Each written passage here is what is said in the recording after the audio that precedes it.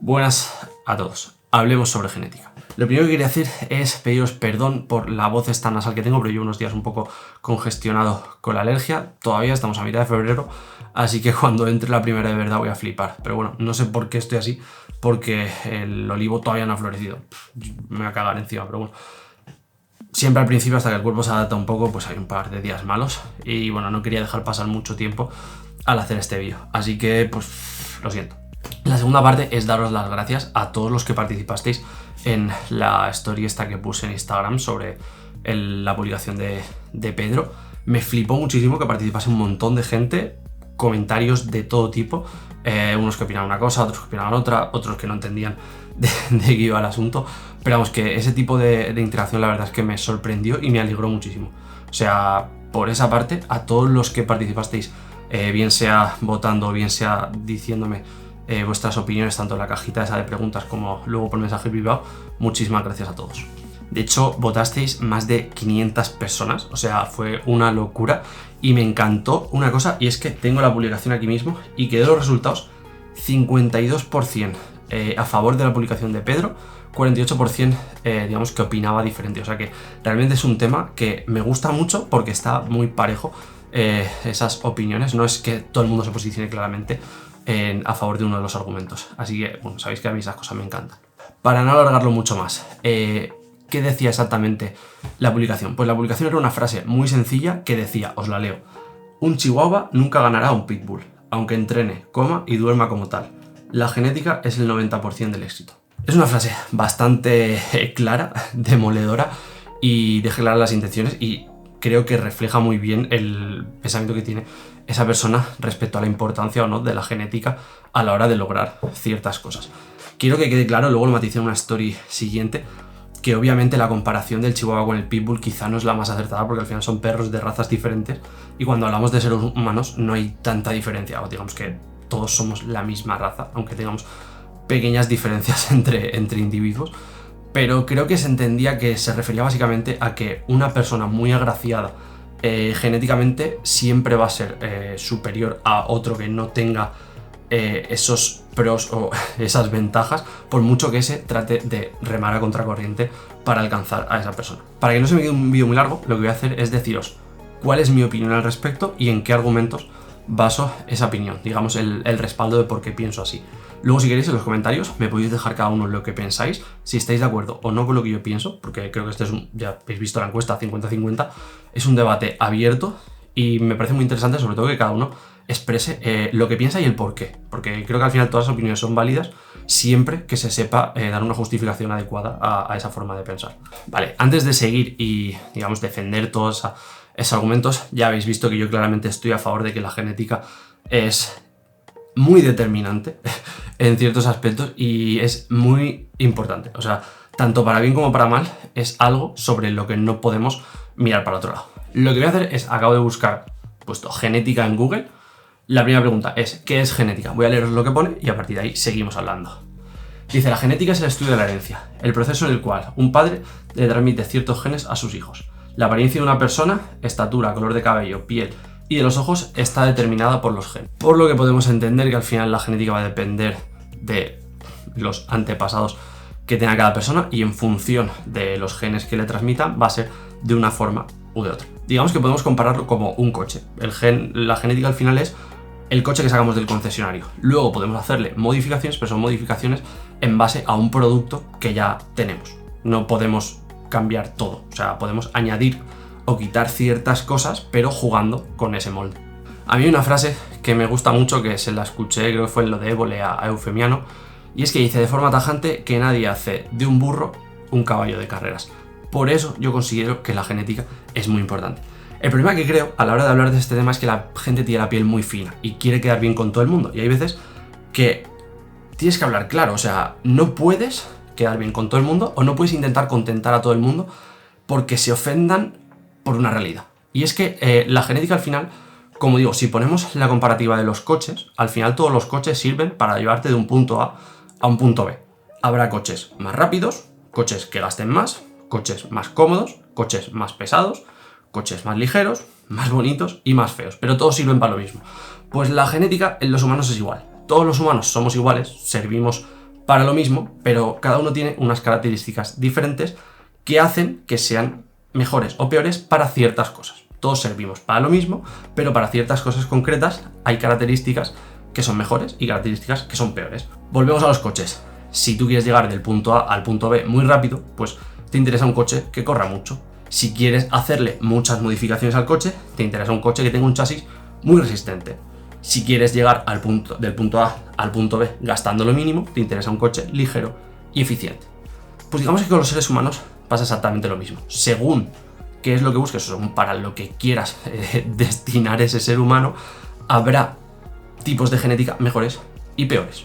Siendo que todos valemos para lo mismo, no todos vamos a ser los ideales para hacer ese tipo de tareas. Y ahora voy a volver al baloncesto, por ejemplo. Todos los equipos de baloncesto normalmente tienen una dinámica similar.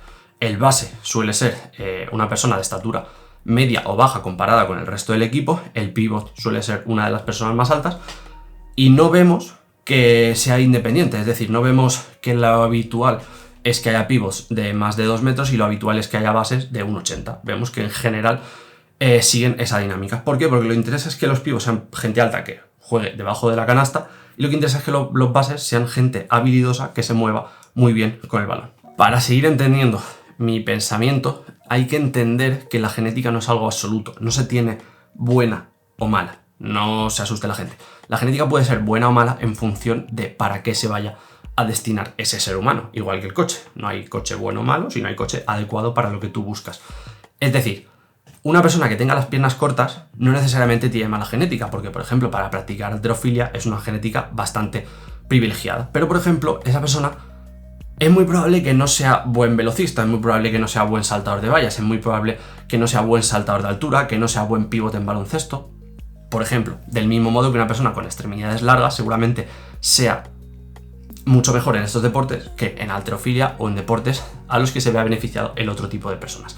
Así que este es el problema que yo le veo a este asunto, y es que al final la gente parece que por quedar bien con todo el mundo, todos somos iguales, todos valemos, todos servimos para todos, y parece que las diferencias entre los seres humanos no sean relevantes. Y sí que me parece muy relevante, porque como he dicho, los pivots en baloncesto suelen ser gente alta, los bases no tan altos, los saltadores de altura suelen tener extremidades largas. O sea, eso no es casualidad. La gente no, los equipos de fútbol, por ejemplo, no gastan millonadas en captaciones de talentos. Si todo el mundo fuese igual de válido a base de esfuerzo, dedicación, disciplina, etc., el Real Madrid y el Barça cogerían a 30 chavales con ganas de esforzarse y les pondrían en un régimen de entrenamiento, porque llegarían, ¿no? Si la genética no es importante, al final cógete a 30 chavales cada año, los que sean, ponles a entrenar mucho, gente que tenga muchas ganas, y al final esos van a ser los que lleguen lejos, ¿no? Porque al final la genética no es importante, lo importante son las ganas que tenga la gente de trabajar. Pero no se hace así, por algo será. Y es que tenemos que diferenciar entre lo que sería el grueso de la población y la élite. Tenemos que entender que en el grueso de la población sí que se puede dar este debate de que una persona sin buena genética para algo, a base de trabajo, llega a ser igual, incluso mejor, que gente con buena genética para ello, pero sin trabajo. Eso se puede dar. Pero no tenemos que confundirnos que eso, cuando se traslada a la élite, no va a suceder. En la élite, una persona con buena genética para algo, trabajo, disciplina y esfuerzo, siempre va a ser superior a una persona que le eche todas las ganas del mundo, pero no tenga buenas cualidades para ello, o buena genética. Al final, por ejemplo, si hablamos de deportes de fuerza, en este caso vamos a hablar de halterofilia, podéis hablar powerlifting y demás, hay muchos factores que influyen en que una persona sea buena genéticamente para practicar este deporte. Más allá de proporciones, al final, óseas, la facilidad que tenga esa persona para ganar masa muscular, la facilidad que tenga esa persona para recuperarse de los entrenamientos, la cabeza que tenga a la hora de afrontar unos retos, unas exigencias, unos intentos máximos, que habrá gente que los afronte de mejor forma y gente que se caga encima. Todas esas cosas son muy importantes, y al final una persona que no tenga esa genética va a tener que dedicar tiempo y entrenamiento a eso. Si una persona no necesita, puede dedicar ese tiempo de entrenamiento a otras cosas, y al final ahí es donde se va a ver la diferencia entre una persona con mala genética que debe dedicarle mucho tiempo a suplir las carencias de esa mala genética, o una persona que no necesita dedicarle tiempo a ese tipo de cosas porque ya lo tiene de serie y puede dedicarse tiempo a lo realmente importante.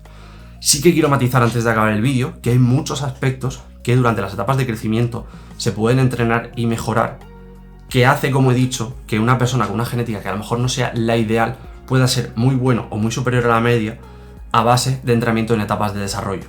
Por ejemplo, pues la gente que practica deportes explosivos, deportes de velocidad y demás, en etapas de desarrollo, seguramente cuando sea adulto tenga una ventaja respecto a gente que no ha hecho ese tipo de trabajo durante su etapa de desarrollo. Es decir, una persona que a lo mejor genéticamente era buena para hacer eso, pero ha perdido esa ocasión, puede que sea peor incluso que una persona que no era buena, pero lo ha entrenado en el momento adecuado. Pero volvemos a lo mismo de siempre. Si esa persona buena, durante esas etapas cruciales, hubiese hecho ese entrenamiento y hubiese tenido la disciplina adecuada, iba a ser mucho mejor que el otro. Al final todos conocemos atletas buenos que llevan toda la vida practicando y luego hay otro que lleva toda la vida practicando y es mucho mejor. Igual que también conocemos gente que lleva toda la vida entrenando y es malo, y conocemos gente que llega el tercer día al box o al gimnasio y cada día mejoran y mejoran y mejoran y mejoran. Lo que pasa es que esa persona tiene una genética de la leche y no se la había descubierto.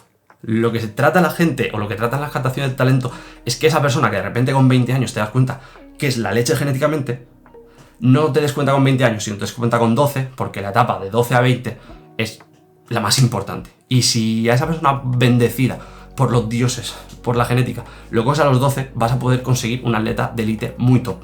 Si lo coges a los 20, simplemente será bueno y a lo mejor incluso no tan bueno como ese que has cogido a los 12 y no tenía la genética adecuada. Otra cosa es que a niveles bajos, a niveles amateur, a niveles medios, pueda suplirse. Pero tenemos que entender que a los niveles top e incluso a niveles bajos, según el pasado de cada uno, es muy relevante. Así que nada, hasta aquí el vídeo, que creo que al final se me ha alargado bastante. Pero bueno, espero leeros en los comentarios lo que opináis al respecto, si coincidís conmigo o no, si pensáis que es importante o no y por qué. Y ojo, no quiero hacer este vídeo y que parezca que digas, oh, es que tú tienes buena genética tal. No, yo considero que tengo bastante buena genética, pero por ejemplo no la he aprovechado lo que debía aprovecharla en las etapas más importantes. Aún así, sé que hay muchísima gente con mucho mejor genética que yo, en especial para los deportes que yo practico, y aún así yo no tengo buena genética para ser pívot de baloncesto. La canasta saltando el arroz, así que como veis, para según qué cosas puede ser buena, para según qué cosas puede ser mala.